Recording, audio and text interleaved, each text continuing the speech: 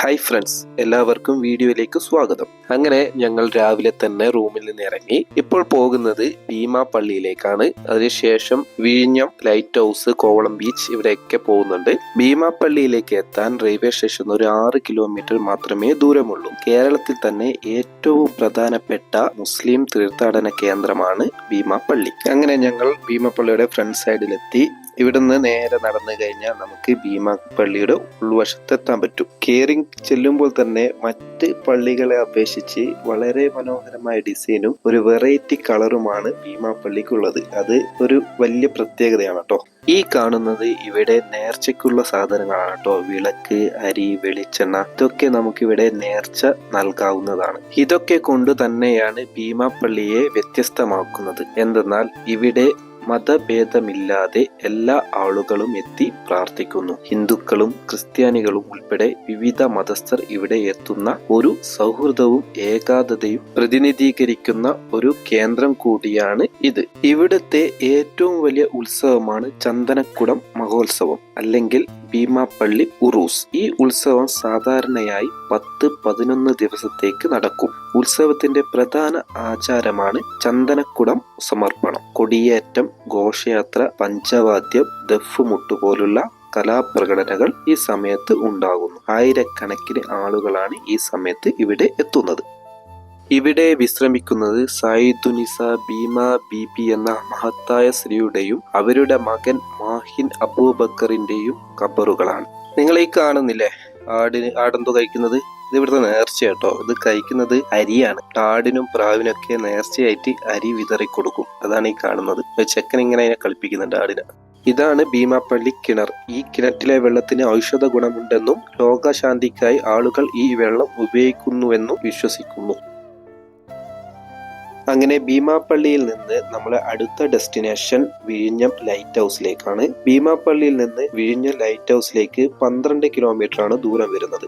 ഇനിയിപ്പോ റെയിൽവേ സ്റ്റേഷനിലാണ് വരുന്നതെങ്കിൽ 16 കിലോമീറ്റർ ആണ് ദൂരം വരുന്നത്. ഓട്ടോയിലോ കാറിലോ നമുക്ക് അവിടെ എത്താവുന്നതാണ്. അങ്ങനെ ഫ്രണ്ട്സ്, നമ്മൾ വിഴിഞ്ഞം ലൈറ്റ് ഹൗസിന്റെ അടുത്ത് എത്തിയിരിക്കുകയാണ്. ഇതാണ് വിഴിഞ്ഞം ലൈറ്റ് ഹൗസിന്റെ ഫ്രണ്ട് ഗേറ്റ്. ഇതിന്റെ തൊട്ടടുത്ത് തന്നെയാണ് കോവളം ബീച്ചും വരുന്നത്. പിന്നെ ലൈറ്റ് ഹൗസിലെ സന്ദർശന സമയം രാവിലെ 10 മണി മുതൽ 12:30 വരെയും ഉച്ചയ്ക്ക് 2 മണി മുതൽ 5 മണി വരെയുമാണ്. പ്രവേശന ഫീസ് വരുന്നത് മുതിർന്നവർക്ക് 20 രൂപയും കുട്ടികൾക്ക് 10 രൂപയുമാണ്. ഇതാണ് ടിക്കറ്റ് കൗണ്ടർ. ഇവിടുന്ന് ടിക്കറ്റും എടുത്ത് നമുക്ക് നേരെ ഉള്ളിലേക്ക് പോകാം. അപ്പോൾ ഇതാണ് നമ്മുടെ ലൈറ്റ് ഹൗസ്. നമ്മുടെ ലൈറ്റ് ഹൗസ് അല്ല, ഇതാണ് ലൈറ്റ് ഹൗസ്. ഇതിന് ടോട്ടൽ 36 മീറ്റർ ഉയരമാണ് ഉള്ളത്. ചുവപ്പും വെള്ളയും പാറ്റേണിലാണ് ഇത് സജ്ജീകരിച്ചിട്ടുള്ളത്. അപ്പോൾ ഇവിടെയാണ് നമ്മൾ ടിക്കറ്റ് കൊടുക്കേണ്ടത്. അതിന് ഇവിടെ ആളിരിപ്പുണ്ടാവും. ആ ടിക്കറ്റ് കാണിച്ച് നമുക്ക് നേരെ ഉള്ളിലേക്ക് പോകാം.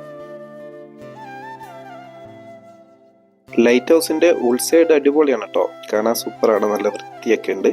പിന്നെ നമുക്കിവിടെ 2 ഓപ്ഷൻ ഉണ്ട്. ഇവിടെ വേ ടു ലിഫ്റ്റിലേക്കുള്ള വഴി എന്ന് കാണാം. ലിഫ്റ്റിൽ വേണമെങ്കിൽ നമുക്ക് മുകളിലോട്ട് പോകാം. ഇനി അതല്ല സ്റ്റെപ്പ് കയറി പോകണമെങ്കിൽ അങ്ങനെയും പോകാം. നമ്മൾ മുകളിലോട്ട് ലിഫ്റ്റിലാണ് പോയത്. അപ്പോൾ നല്ല അടിപൊളി ലിഫ്റ്റ് ആണ് കേട്ടോ. അങ്ങനെ ലിഫ്റ്റിൽ കയറി നേരെ മുകളിലേക്ക് പോയി. അങ്ങനെ ലിഫ്റ്റ് മുകളിലെത്തി നമ്മൾ ഇറങ്ങി. ഇവിടുന്ന് ഒരു റൗണ്ട് മുകളിലേക്ക് നടക്കാനുണ്ട് കേട്ടോ. അത് സ്റ്റെപ്പ് വഴി ഇങ്ങനെ നടന്ന് കയറണം. അങ്ങനെ നടന്ന് ഏറ്റവും മുകളിൽ എത്തിക്കഴിഞ്ഞാൽ കുറച്ച് സ്റ്റെപ്പ് കുത്തനെയുണ്ട്.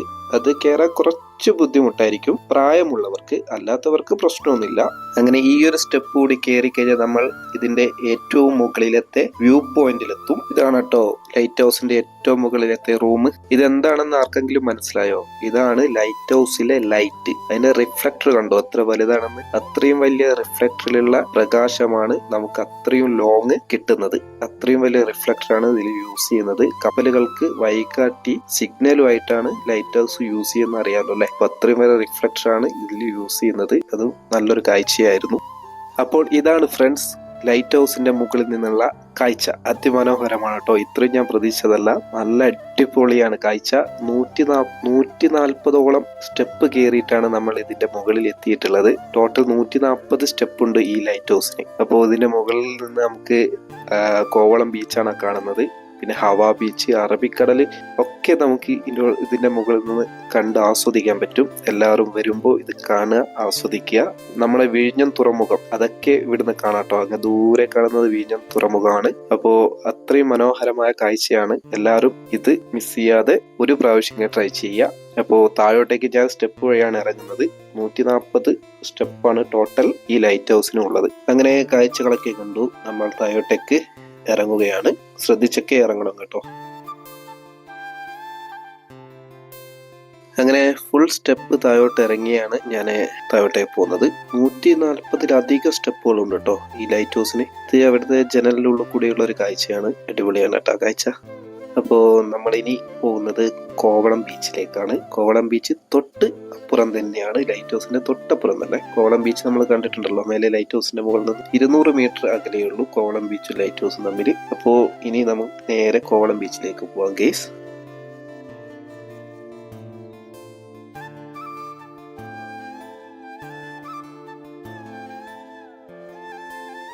അപ്പോൾ ഇതാണ് ഗൈസ് കോവളം ബീച്ച്. കണ്ടില്ലേ ലൈറ്റ് ഹൗസ്? ലൈറ്റ് ഹൗസ് എന്നാണ് നമ്മളിപ്പോ ഇറങ്ങിയത്. എന്റെ തൊട്ടടുത്ത് തന്നെയാണ് കോവളം ബീച്ച് വരുന്നത്. അപ്പോൾ ഇതാണ് ഗൈസ് ലോക പ്രസിദ്ധമായ കടൽത്തീര വിനോദസഞ്ചാര കേന്ദ്രമായ ട്രിവാൻഡ്രം ജില്ലയിലെ കോവളം ബീച്ച്. 1930കളിൽ തന്നെ വിദേശ സഞ്ചാരികളെ ആകർഷിച്ച ഒരു പ്രധാന ടൂറിസ്റ്റ് കേന്ദ്രമാണ് ഇത്. 3 വളഞ്ഞ തീരങ്ങൾ ചേർന്നതാണ് കോവളം. ലൈറ്റ് ഹൗസ് ബീച്ച്, ഹവാ ബീച്ച്, സമുദ്ര ബീച്ച് എന്നിവയാണ് അവ. ഇവിടെ കടൽ തീരത്തുള്ള വലിയ പാറകൾ കാരണം ഇവിടെ ശാന്തമായ വെള്ളം രൂപപ്പെടുന്നു. അതിനാൽ നീന്തൽ, സൺബാത്തിങ്, ആയുർവേദ മസാജ്, യോഗ, സൺസെറ്റ് കാഴ്ചകൾ എല്ലാം സഞ്ചാരികൾക്ക് ഇവിടെ ആസ്വദിക്കാൻ പറ്റുന്നു. അപ്പോൾ ഇവിടെ വരികയാണെങ്കിൽ വൈകിട്ട് വരുന്നതായിരിക്കും ഉത്തമം. വെയിലത്ത് വന്നു കഴിഞ്ഞാൽ ഒരു സുഖവും കിട്ടില്ല. അതുകൊണ്ട് വൈകിട്ട് വന്നു കഴിഞ്ഞാൽ അടിപൊളി വൈബാണ്. ഇഷ്ടംപോലെ ആൾക്കാരുണ്ടാവും. കുളിക്കാനൊക്കെ പറ്റിയ സ്ഥലമാണ്. നല്ല വൈബ് സ്ഥലമാണ് കേട്ടോ. അപ്പോൾ കോവളം ബീച്ച് ലോകപ്രസിദ്ധമാണ്, എല്ലാവർക്കും അറിയാം. വിദേശ സഞ്ചാരികളൊക്കെ കൂടുതലായിട്ടും വരുന്ന ഒരു സ്ഥലം കൂടിയാണ് കോവളം ബീച്ച്. അപ്പോൾ ഇവിടെ മിസ് ചെയ്യാതെ ട്രിവാൻഡ്രത്ത് വന്നു കഴിഞ്ഞാൽ ഇവിടെ വിസിറ്റ് ചെയ്യുക. അപ്പോൾ ഗെയ്സ്, ഈ ഒരു വീഡിയോ ഇവിടെ അവസാനിപ്പിക്കുകയാണ്. നെക്സ്റ്റ് എപ്പിസോഡിൽ നമുക്ക് Aayimala Shiva temple, Poovar island, Puthenmalika, Attukal Bhagavathi temple ഇവിടെയൊക്കെ വിസിറ്റ് ചെയ്യുന്നുണ്ട്. അപ്പോൾ ആ എപ്പിസോഡൊക്കെ കാണാൻ വേണ്ടി ശ്രമിക്കുക. അപ്പോൾ നെക്സ്റ്റ് എപ്പിസോഡിൽ കാണും വരയ്ക്കും എല്ലാവർക്കും ബൈ.